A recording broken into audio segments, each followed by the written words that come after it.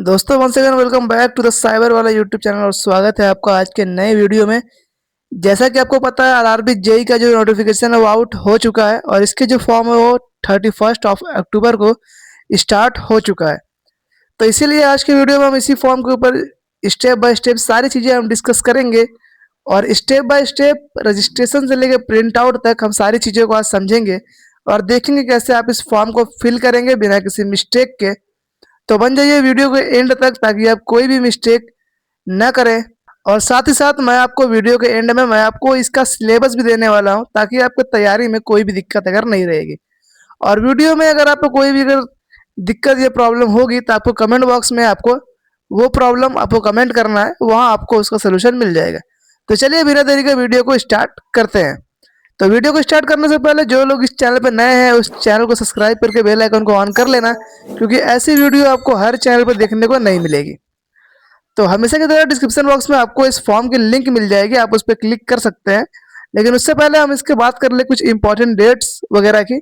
तो जैसा कि आप स्क्रीन पे आप यहाँ पर देख पा रहे होंगे आरआरबी जेई 2025 का जो डेट है वो आपको 31 ऑफ अक्टूबर को इसकी जो फॉर्म की डेट है वो स्टार्ट हो चुकी है और 30 नवंबर तक आप इस फॉर्म को अप्लाई कर सकते हैं।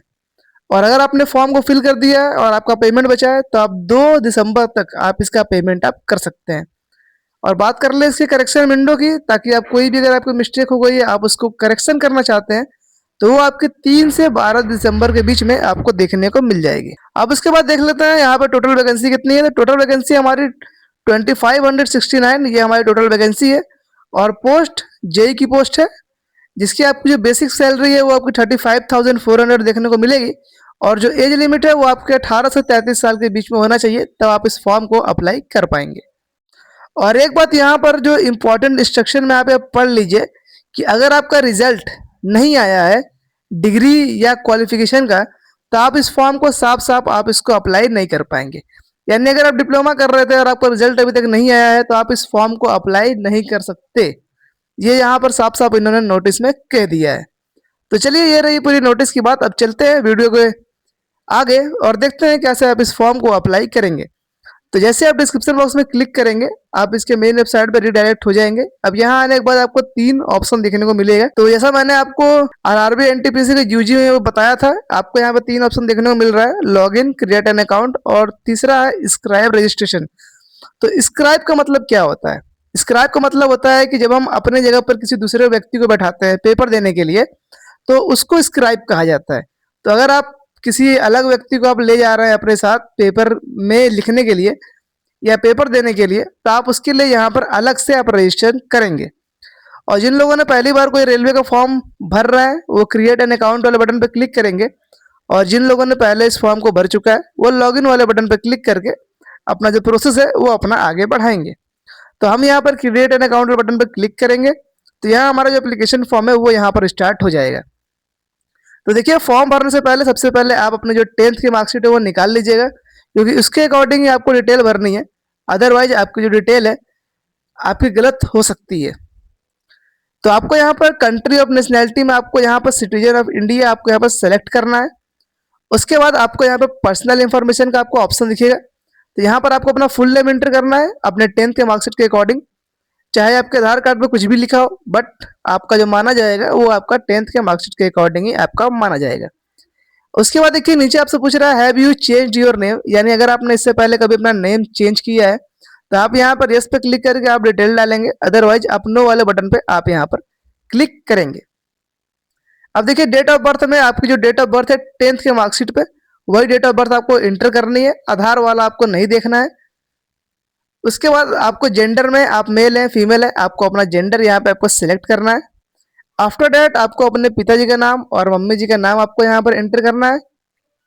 तो जैसे आप यहाँ पे ये चीजें आप एंटर करते हैं अगला सेक्शन आपको देखने को मिलेगा कॉन्टैक्ट डिटेल्स का। तो अब इसके अंदर देखिए आपको एक जेन्युइन ईमेल आईडी और एक्टिव मोबाइल नंबर आपको यहाँ पर इंटर करना है, जिससे क्या होगा कि आपकी जो एडमिट कार्ड से रिलेटेड इंफॉर्मेशन या पेपर पोस्टपोन्ड होता है या कुछ भी इंफॉर्मेशन है वो आपको ईमेल आईडी और मोबाइल नंबर के थ्रू आप तक पहुंचा दी जाएगी। तो आप यहाँ पर अपना ईमेल और मोबाइल नंबर आप इंटर करेंगे। उसके बाद आप ये जनरेट ईमेल ओटीपी या जनरेट मोबाइल ओटीपी वाले बटन पे आप यहाँ पर क्लिक करेंगे। तो आपके फ़ोन पर ओटीपी जाएगी और वो आपको इंटर करके इसको वेरीफाई कर लेना है।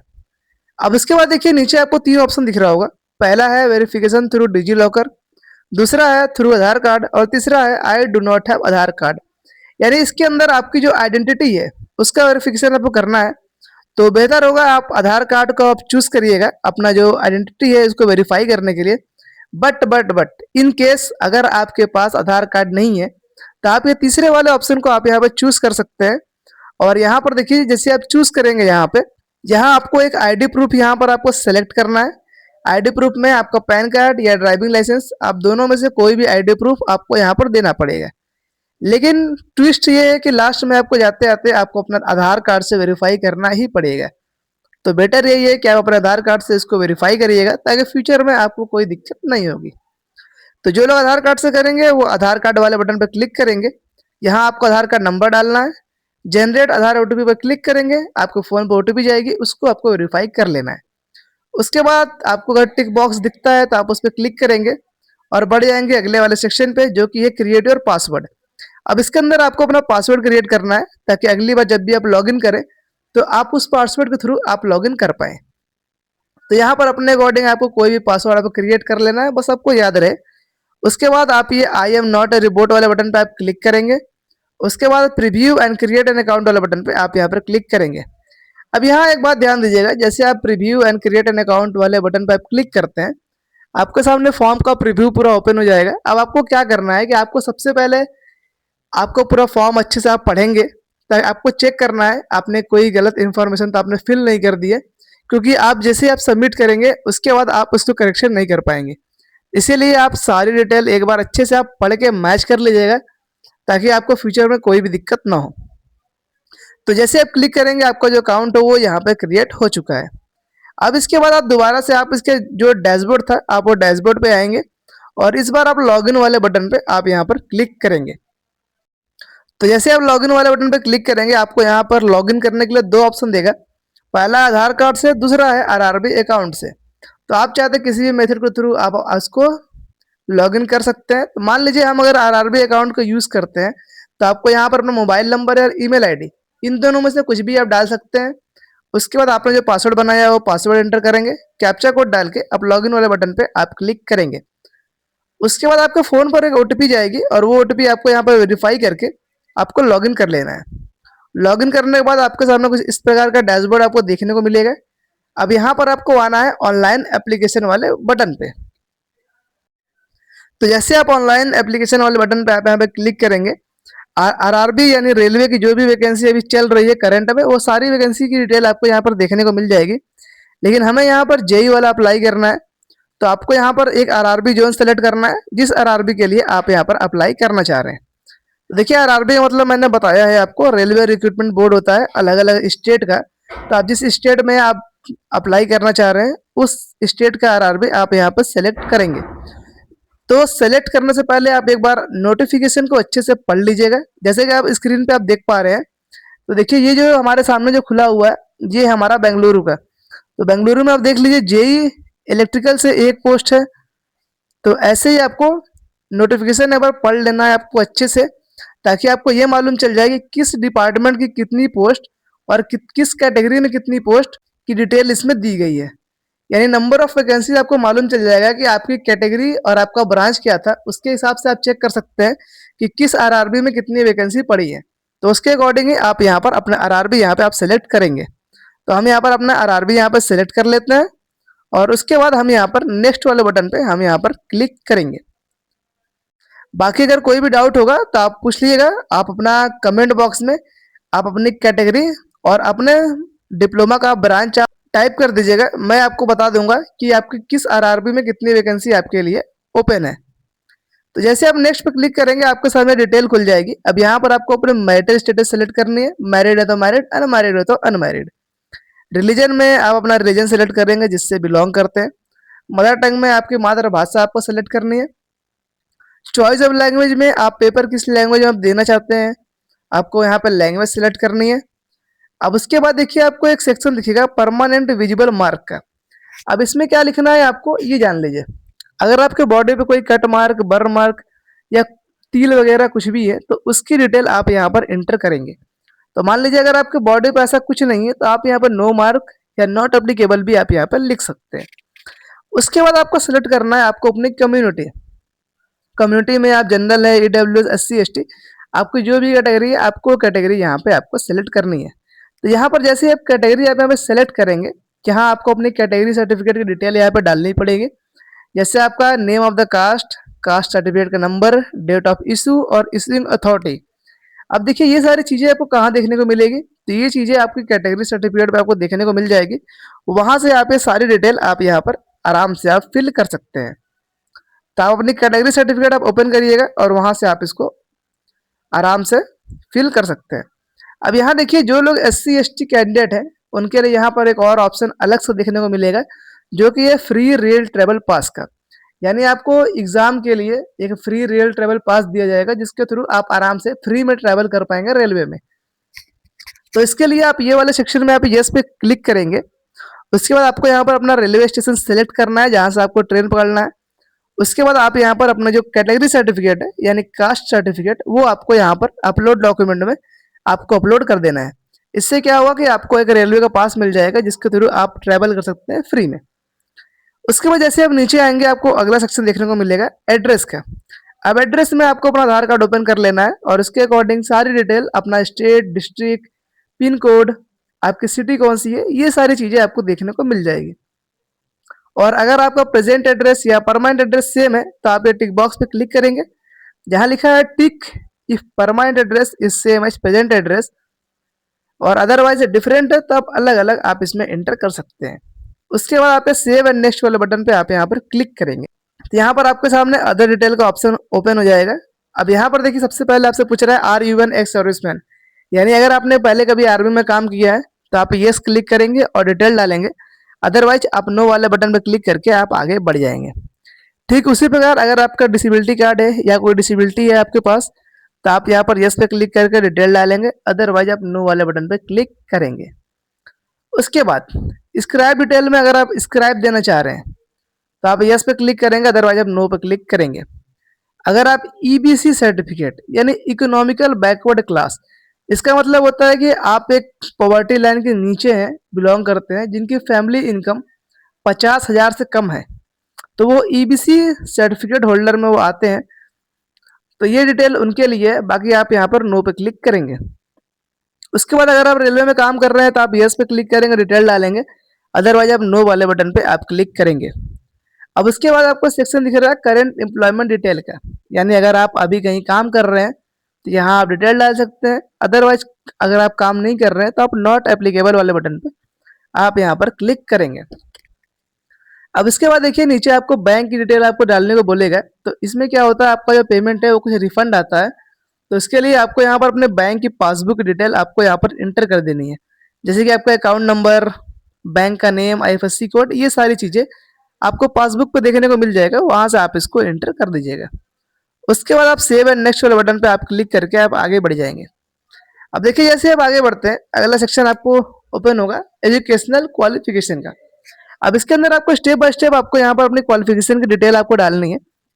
जैसे मान लीजिए हम पहले यहाँ पर 10th सेलेक्ट करते हैं तो हमें यहाँ पर अपनी स्टेट का नाम डालना है, डिस्ट्रिक्ट का नाम डालना है, आपने किस बोर्ड से किया है, ईयर ऑफ पासिंग क्या है, रोल नंबर क्या है, तो ये सारी डिटेल आपको 10th के मार्कशीट पर देखने को मिल जाएगा। वहाँ से आपको ये सारी डिटेल आपको फिल कर देना है। तो फिल करने के बाद आप यहाँ पर ऐड वाला बटन दिखेगा आपको, मेरे में अपडेट दिख रहा है क्योंकि मेरा डिटेल ये पहले थोड़ा भरा हुआ है, तो आप यहाँ पर क्लिक करेंगे, आपका ये अपडेट हो जाएगा। अब उसके बाद अगर आपके पास बैचलर डिग्री है तो आप बैचलर ऑफ साइंस सेलेक्ट करेंगे, अगर कोई डिग्री है इंजीनियरिंग में तो आपको वो ऑप्शन सेलेक्ट करना है, अगर आपने डिप्लोमा किया है तो आप 3 ईयर डिप्लोमा इन इंजीनियरिंग आप सेलेक्ट करेंगे। तो डिप्लोमा वालों के लिए ये ऑप्शन आपको सेलेक्ट करना है। और उसके बाद आपकी ट्रेड क्या थी, आप किस ब्रांच से थे, आपने किस स्टेट से पास किया है, कोर्स का नाम क्या था जो आपका सर्टिफिकेट पे लिखा हुआ है, किस स्टेट से पास किया है, कॉलेज का नाम क्या था, ईयर ऑफ पासिंग क्या था, ये सारी चीज़ें डिटेल आपको मार्कशीट पर देखने को मिल जाएगी, वहाँ से आपको ये सारी चीज़ें आपको फिल कर देनी है। तो जैसे ही आप ये सारी डिटेल आप यहाँ पर फिल कर देंगे, आप यहाँ पर ऐड वाले बटन पे आप क्लिक करेंगे, इससे क्या होगा आपका जो डिटेल है वो यहाँ पर ऐड हो जाएगा। फिर उसके बाद आप ये नेक्स्ट वाले बटन पे आप क्लिक करेंगे तो अगला ऑप्शन आपके सामने ओपन हो जाएगा। अपलोड प्रोफाइल डॉक्यूमेंट का। अब इसके अंदर देखिए आपको एक लाइव फोटो कैप्चर करनी है और उसके बाद एक सिग्नेचर आपको अपलोड करना है। तो मान लीजिए अगर आपको फोटो और साइन बनाने में कोई भी अगर आपको दिक्कत अगर आती है, तो डिस्क्रिप्शन बॉक्स में एक अलग से लिंक मैंने दे रखा है इमेज रिसाइजर का, उसके थ्रू आप x मिनट के अंदर आप अपनी जो साइज है इमेज की वो आप बना सकते हैं। बट फिर भी अगर कोई भी दिक्कत आती है तो मैं इसके ऊपर एक डेडिकेटेड वीडियो, एक न्यू वीडियो मैं बना दूंगा, ताकि आप 5 से 6 मिनट के अंदर उस वीडियो में सब कुछ समझा दूंगा कि कैसे आप अपना फोटो और सिग्नेचर की साइज आप बनाएंगे किसी भी फॉर्म के लिए। ठीक है, तो चलते हैं वीडियो पे। तो यहाँ पर आपको अपनी फोटो के पहले आप देख लीजिए कौन कौन सी फोटो आपकी मान्य रहेगी। तो यहाँ आपको सारी चीज़ें एक बार देख लेनी है। आपको यहाँ पर देखिए अपना सिग्नेचर अपलोड करने के लिए आप ब्राउज़र वाले बटन पर क्लिक करेंगे। उसके बाद अपनी फाइल सेलेक्ट करके आपको यहाँ पर अपलोड कर देनी है। अब देखिए बात आती है इमेज पे। तो इमेज पे हमें अपलोड करनी है एक लाइव फोटो। तो जैसे आप यहाँ पर कैप्चर लाइव फोटो पर क्लिक करेंगे, आपका एक कैमरे की परमिशन मांगेगा। और मान लीजिए अगर आप एक ऐसे सिस्टम में आप जो अपना फॉर्म भर रहे हैं जिसमें कैमरा नहीं है, तो टेंशन ना लीजिए, उसका भी यहाँ पर सोल्यूशन दिया हुआ है। तो नीचे आपको एक सेक्शन दिख रहा होगा, लिखा है कैप्चर इमेज फ्रॉम मोबाइल। तो आपको इस वाले बटन पर क्लिक करना है। जैसे आप क्लिक करेंगे आपके सामने एक क्यूआर कोड दिख रहा है ना, तो इस क्यूआर कोड को आपको अपने फ़ोन से स्कैन करना है।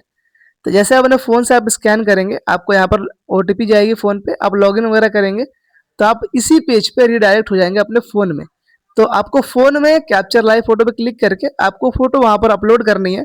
तो आपकी इस वेबसाइट पे अपने आप ये फ़ोटो अपलोड हो जाएगी। तो यानी अगर आपको फ़ोटो अपलोड करना है तो आपको यहाँ से क्या, आप अपने फ़ोन से भी आप फ़ोटो अपलोड कर सकते हैं। तो जैसे आप फोटो और साइन आपका अपलोड हो गया, आप टिक बॉक्स पे क्लिक करेंगे, सेव और नेक्स्ट वाले बटन पे आप क्लिक करेंगे। तो आई होप आपको वीडियो यहाँ तक बिल्कुल समझ में आ रही होगी। कोई भी डाउट हो तो आप बिल्कुल भी संकोचाइएगा नहीं, आप कमेंट बॉक्स में पूछिएगा, आपको उसका सोल्यूशन मिल जाएगा। मैं यहाँ पर आपकी हेल्प के लिए बैठा हुआ। उसके बाद आपको अगला सेक्शन देखने को मिलेगा प्रेफरेंस एंड प्रीव्यू का। अब देखिए जैसे आप इस पर क्लिक करेंगे, आपको यहाँ पर बहुत सारी पोस्टर देखने को मिल रही हैं आपके आरआरबी जोन चूज करने के अकॉर्डिंग, और आपका जो क्वालिफिकेशन है उसके अकॉर्डिंग आपको यहाँ पर इतनी सारी पोस्टें आपको देखने को मिल रही है। अब इसमें से आप चाहे तो जिस जो पोस्ट के लिए आप अप्लाई करना चाहते हैं, आप वो पोस्ट भी आप चूज कर सकते हैं, और आप चाहे तो सारी पोस्टों भी आप यहाँ पर चूज कर सकते हैं। तो ये आपके ऊपर है, आप अपने अकॉर्डिंग यहाँ पर आप जो है यहाँ पर आप पोस्ट यहाँ पर चूज कर सकते हैं। तो जैसे आपको पोस्ट यहाँ पे आप सेलेक्ट कर लेते हैं अपनी सारी पोस्टें, उसके बाद नीचे आपको यहाँ पर टिक बॉक्स दिख रहे होंगे, तो आपको इस पर क्लिक करना है। उसके बाद देखिए नीचे आपको दिख रहा होगा एग्जाम ग्रुप सिलेक्शन। तो आपको यहाँ पर सिलेक्ट एग्जाम ग्रुप के लिए आपको इस पर क्लिक करना है। तो आपको इसमें दो ऑप्शन दिख रहा होगा, पहला है इलेक्ट्रिकल एंड एलाइड इंजीनियरिंग और दूसरा है मैकेनिकल एंड एलाइड इंजीनियरिंग।